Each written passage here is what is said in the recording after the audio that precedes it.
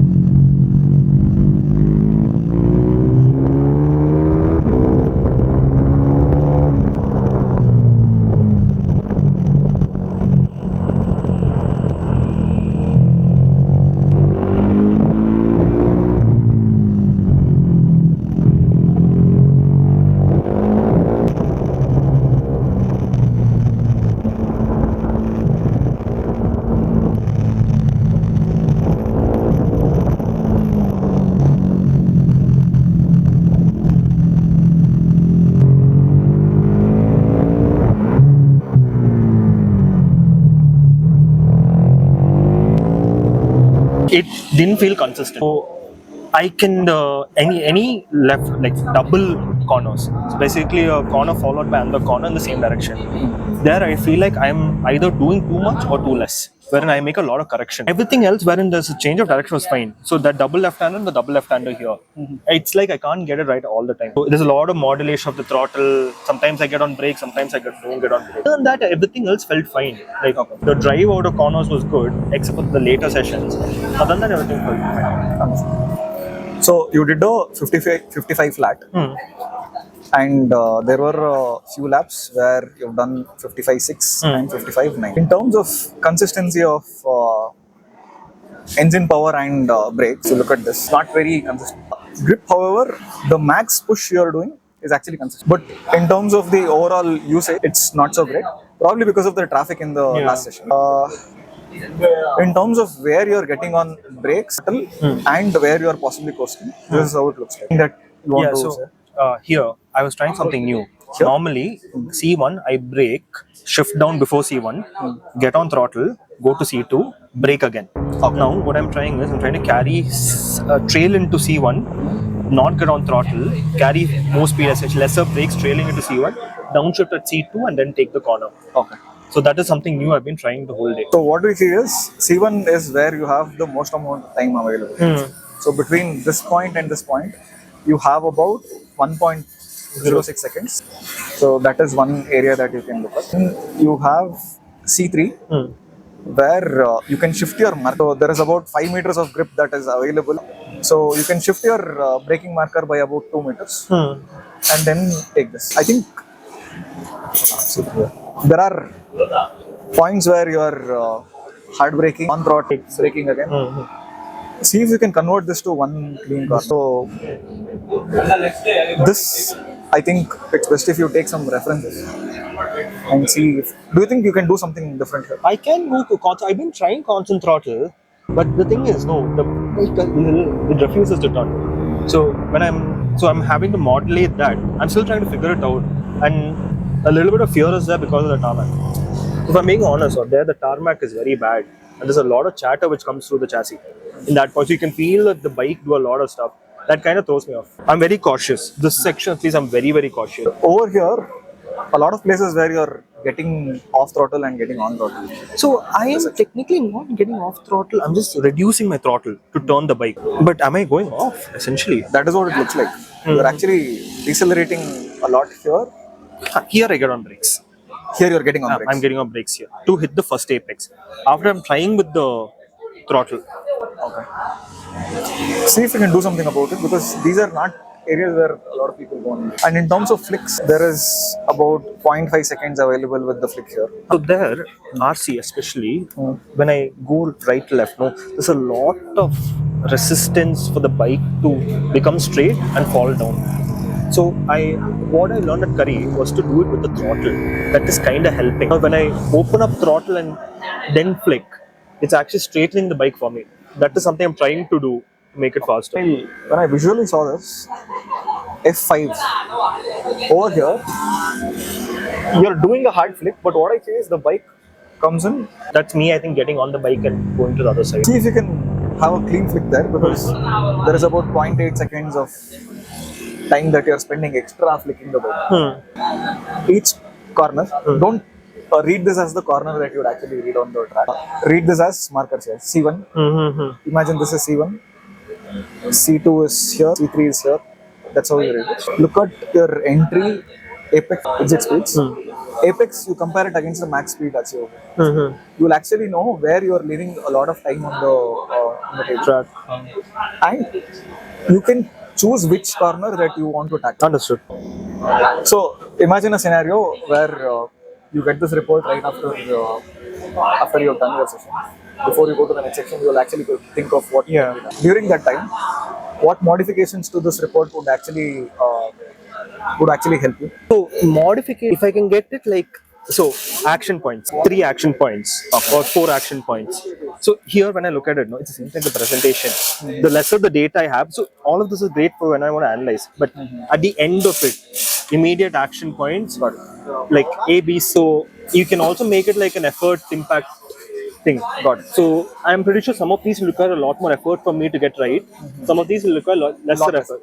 So that effort impact, your low-hanging fruit. Yeah, low-hanging fruit essentially. So what can be done is listed here. I'll probably move this into a different page, which in one page will give you an idea as to a summary. This is what summary kind of thing. So basically, I'll just read it. That'll be there in my mind, and just immediately go out. Yes, thanks, Sandesh. This was very helpful. Let's move on to the overview of what the rider has done. Now, the rider did about 7 laps in total. So this is the out lap, this is the in lap. Barring these, there were about 5 hot laps. Now the out lap was also very quick, but the best lap time came in the 3rd lap. Now these are the sector times. What are sector times? Basically, if you take the entire track and if you break it into 4 pieces. Now those 4 pieces are the sectors here. And if you look at the sector times, the first sector was about 15 seconds. You'll see that there are times where the best lap times would have come in some other sector. For example, this sector has the best time here. Now, sector 2, the best time is also here. Sector 3, the best time was in the final lap. Sector 4, the best time again was in the final lap. This could be an outlier where the rider would have taken the runoff area or cut through the track and come back in. But what I'm trying to say is, by looking at the sector times, the rider can analyze whatever they did in some other lap could have actually been a better option. So this helps in that analysis. Now looking at the max speed, you'll see that the max speed, which is about 92 kph, came in lap 4. If you look at the max lateral acceleration or max lateral push, which is the max cornering grip, now that was utilized in lap 4. Although these are very similar and very consistent. Okay, this shows how much the rider is. This shows the precision of the rider in that specific corner. And in terms of max grip that the rider utilized, max grip is a combination of how much braking and cornering the rider is doing. In some cases, it could just be braking. In some cases, it could just be cornering. But the max grip is a combination of the two. And if you see, again, lap 4 is the hardest push that the rider has done. In the end, we have this column, which is the peak BHP. Peak BHP is a representation of how much horsepower is being put on the wheel, how much push or how much the engine is putting out at the wheel. Now that is peak BHP. This is a relative number. You shouldn't see it as an absolute number.